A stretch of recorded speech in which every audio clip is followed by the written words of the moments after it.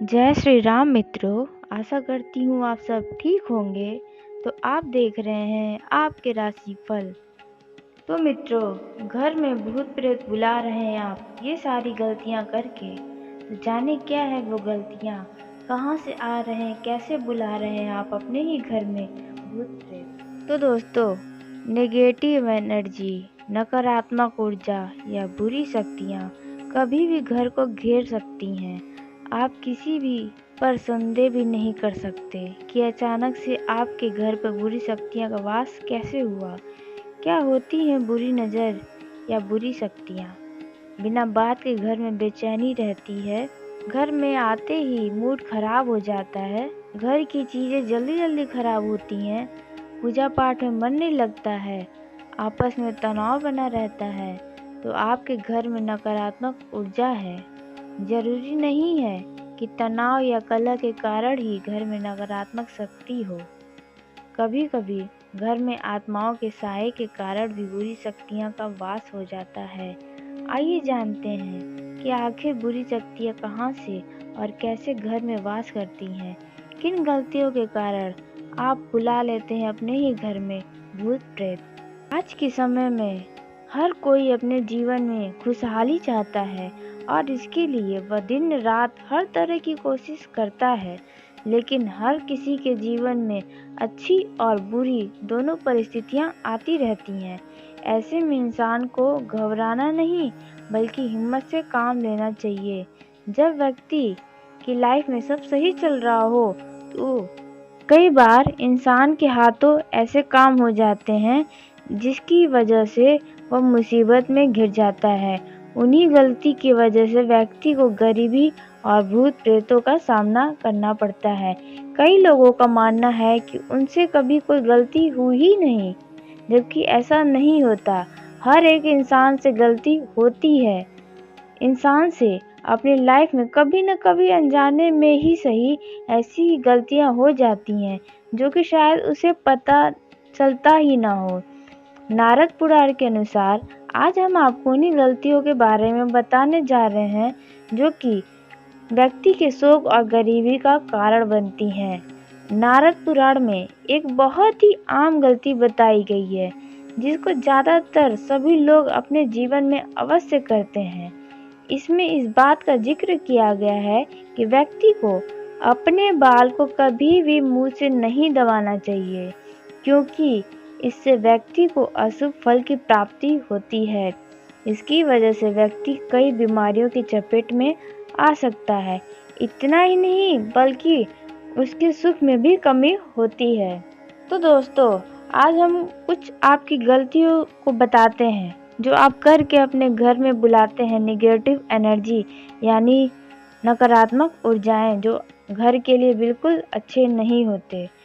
बहुत से लोगों का शौक होता है पेंटिंग दीवार पे लगवाना, तो उनमें से पेंटिंग में से एक पेंटिंग ऐसी है दोस्तों, डूबती हुई नाव। घर में कभी भी डूबती हुई नाव का कोई चित्र नहीं लगाना चाहिए। डूबती नाव को पतन का प्रतीक माना जाता है। वास्तुशास्त्र के हिसाब से घर में डूबती नाव की पेंटिंग लगाने से घर के सदस्य के बीच दूरियां बढ़ने लगती हैं। अगर आपके घर में ऐसी कोई तस्वीरें हैं तो जल्द से जल्द उसे हटा दें। जंगली जानवर या पंछियों की पेंटिंग, बहुत लोगों को शौक होता है जंगली जानवरों का पेंटिंग लगवाना, जिसमें आते हैं सूअर, सांप, बाज, उल्लू, चमगादड़, गिद्ध, कबूतर, कौवे और जैसे जानवर, चीता, शेर और पंछियों की मूर्तियां या पेंटिंग घर में नहीं लगानी चाहिए। कहा जाता है जंगली जानवरों की तस्वीर लगाने से घर में सदस्यों की प्रवृत्ति में हिंसक स्वभाव आने लगते हैं और जंगल में निवास करती हैं नकारात्मक ऊर्जाएं जो कि उससे बहुत ज़्यादा आकर्षित होती हैं। घर के बेडरूम में कभी भी सिंगल बर्ड वाली तस्वीरें बिल्कुल न लगाएं दोस्तों, अगर आप एक कपल हो तो। और दोस्तों, बात करते हैं नकारात्मक तस्वीरें। ऐसी तस्वीरें कभी न लगाएं। दुख या उदासी वाली पेंटिंग या तस्वीरें घर में कभी नहीं लगाना चाहिए। वास्तुशास्त्र के हिसाब से ऐसी पेंटिंग जिंदगी में डिप्रेशन और कलह का कारण बनती हैं। बात करते हैं दोस्तों इमली का पेड़। माना जाता है कि इमली और मेहंदी के पेड़ में बुरी आत्माओं का निवास होता है, जैसा कि आप भी जानते होंगे। ऐसे पौधे के आसपास घर नहीं होना चाहिए। घर में नकारात्मक ऊर्जाएं अपने आप ही चली आती हैं। सूखे हुए फूल। क्या दोस्तों आप भी सूखे हुए फूल अभी तक घर में रखे हुए हो? क्या आपके बंधनवार में अभी भी सूखा हुआ फूल लटका हुआ है दरवाजे पे?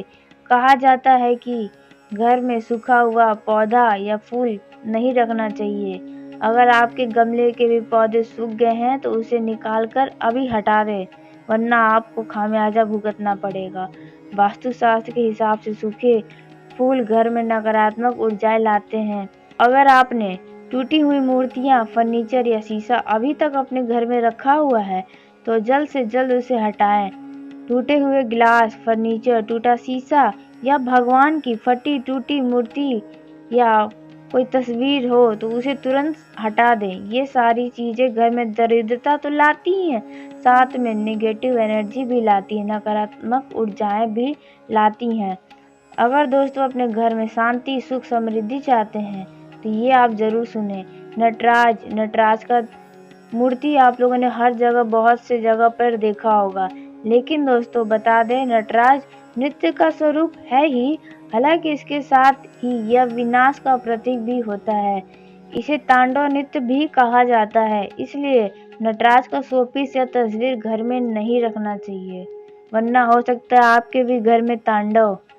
अब बात करते हैं कैक्टस या कंटीले पौधे, जिसमें कांटे लगे होते हैं पौधे।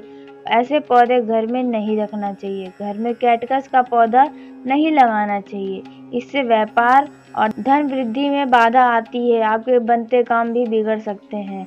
अब बात करते हैं दोस्तों ताजमहल। ताजमहल किसे नहीं पसंद होता? ताजमहल सबको पसंद होता है, लेकिन क्या उसकी खास बातें आप जानते हो? क्या आपकी ज़िंदगी में वो नुकसान कर सकता है? तो आइए जानते हैं। शोपीस या तस्वीर के तौर पर ताजमहल घर में नहीं रखना चाहिए। यह एक कब्र है, जैसा कि आप सब जानते होंगे, और मृत्यु का प्रतीक है ताजमहल। लोग भले ही इसे प्यार का प्रतीक मानते हैं, लेकिन असल में यह मुगल बादशाह शाहजहां की पत्नी मुमताज की कब्र है, इसलिए यह मौत और दुख की निशानी भी है। ऐसा माना जाता है यह घर में नकारात्मक प्रभाव लाती हैं। अगर आपने रखा हुआ है तो कृपया उसे हटा दें। अब बात करते हैं दोस्तों युद्ध की तस्वीरें। बहुत लोग अपने दीवारों पर युद्ध, महाभारत की तस्वीरें लगा कर रखते हैं। देखने में बहुत आकर्षित लगता है, लेकिन क्या उसके बारे में आप जानते हो? घर में भूलकर भी किसी युद्ध की तस्वीर न रखें। वास्तुशास्त्र प्राचीन महाकाव्य महाभारत और रामायण की युद्ध चित्रों को रखने की अनुमति नहीं देता है। ऐसी तस्वीरों से घर के सदस्यों के बीच मतभेद उत्पन्न होता है, घर में कलह होती है, जिससे महायुद्ध आपके घर में भी छिड़ सकता है। तो ऐसी तस्वीरें आप दीवार पे न लगाएं। अब बात करते हैं दोस्तों फुआरा। फुआरा भले ही देखने में खूबसूरत लगता है, आकर्षित लगता है, लेकिन वास्तु के हिसाब से इसे घर के भीतर नहीं होना चाहिए। कहा जाता है इससे धन तो आप कमाओगे, लेकिन इससे धन की हानि भी बहुत होती है, क्योंकि फुआरा ऊपर पानी जाता है लेकिन उतनी ही तेजी से नीचे आता है, इसलिए धन की हानि होती है। और ऐसे ही अपने घर को नकारात्मक ऊर्जाओं से बचाने के लिए हमारे चैनल को सब्सक्राइब जरूर करें, ताकि और लेटेस्ट अपडेट आप तक पहुंचे और आप अपनी गलतियों को सुधारें और नकारात्मक ऊर्जाओं को घर में आने से बचाएं। धन्यवाद, मिलते हैं आपसे एक नए वीडियो में।